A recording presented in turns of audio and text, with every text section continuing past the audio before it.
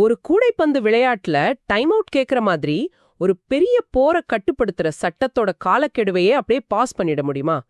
கொஞ்சம் யோசிச்சு பாருங்க. இந்த ஆழமான அலசலுக்கு உங்களை வரவேற்கிறோம்.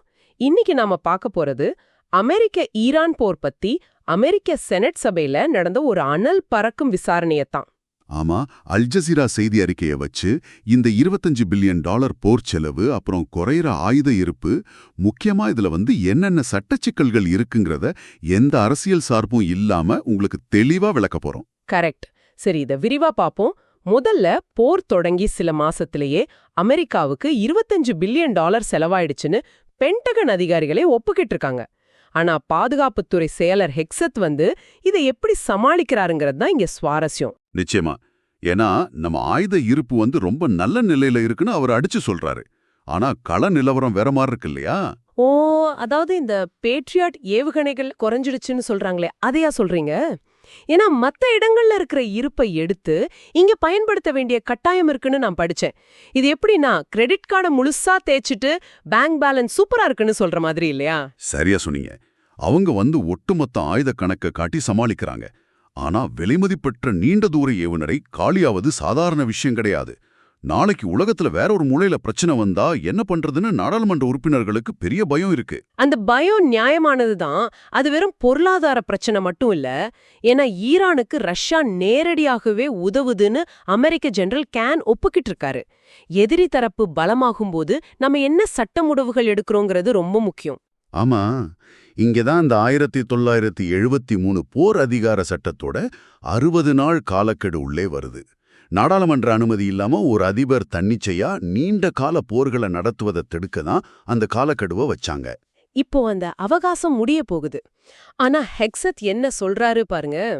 சண்டை இப்போ தற்காலிகமா நின்னதால அந்த 60 நாள் சட்ட கடிகாரமும் அப்படியே நின்னுடுச்சுன்னு சொல்றாரு. அதாவது பாஸ் ஆயிடுச்சுன்னு புதுசா ஒரு விளக்கம் கொடுக்கறாரு. இது உண்மையிலே ஆச்சரியமா இருக்கு. ஒரு நாட்டோட சட்டத்தை இப்படி வசதிக்கேத்த மாதிரி நிறுத்தி வைக்க முடியுமான்னு செனட்டர் டிம் கெயின் ரொம்ப கடுமையா எதிர்க்கிறாரு. ஏன்னா சட்டத்துல அப்படி ஒரு பாஸ் பட்டனே கிடையாது. இது ரொம்ப ஆபத்தான விளக்கம். ஆமா, எனக்கும் அது சுத்தமா புரியல. இப்படி சட்டங்களை வளைக்கிறாங்கன்னா போரோட உண்மையான பாதிப்புகளை எப்படி இவங்க வெளிப்படையா சொல்வாங்க? மின்னாப் பெண்கள் பள்ளி மேல நடந்த தாக்குதல் பத்தி செனட்டர்கள் கேட்ட கேள்விகளுக்கு சரியான பதிலே வரல. அது மட்டும் இல்லாம பொதுமக்கள் பாதுகாப்பு மையத்தோட மனித வளத்தை 90% குறைச்சிட்டாங்கங்கிற தகவல் ரொம்ப அதிர்ச்சியா இருக்கு. போர் உக்கிரமா நடக்கும்போது இப்படி ஆட்குறைப்பு பண்றது பெரிய முரண்பாடு. ஒரு நிமிஷம், 90%? அட பாவமே! அப்போ மக்கள் பாதிப்பை கணக்கிடுற வேலையை யார்தான் பாப்பாங்க?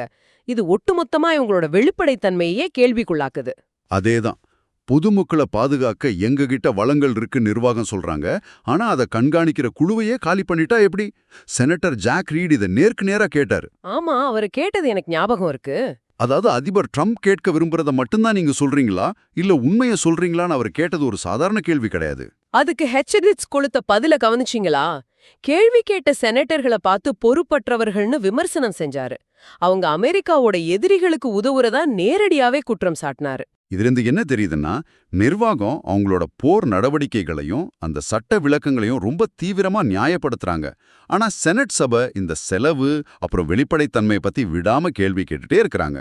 ஆக மொத்தம் இந்த $25 பில்லியன் செலவுல ஆரம்பிச்சு பாஸ் செய்யப்பட்ட சட்டம் வரைக்கும் பல முக்கியமான விஷயங்களை நாம அலசிட்டோம். இந்த விசாரணை நிறைய உண்மைகளை வெளிச்சத்துக்கு கொண்டு வந்திருக்கு. நிச்சயமா. இந்த மாதிரி விஷயங்களை நம்ம கூர்ந்து கவனிக்கும் போதுதான் அதிகாரத்துக்கும் சட்டத்துக்கும் இடையில நடக்கிற போராட்டங்கள் நமக்கு தெளிவா புரியும். உண்மைதான். சரி, விடைபெறத்துக்கு முன்னாடி உங்களுக்கு ஒரு கேள்வியை விட்டுட்டு போக விரும்புறோம். ஒரு போர் நடந்துட்டு இருக்கும்போது சண்டை கொஞ்ச நேரம் ஓய்ந்தா சட்டத்தோட காலக்கெடுவும் அப்படியே பாஸ் ஆகும்னா, எதிர்காலத்துல உலகெங்கும் போர்களை கட்டுப்படுத்துற சட்டங்களுக்கு உண்மையிலே ஏதாவது சக்தி இருக்க போகுதா? நீங்களே சிந்திச்சு பாருங்க. இந்த அலசர்ல எங்க கூட இணைந்ததற்கு ரொம்ப நன்றி.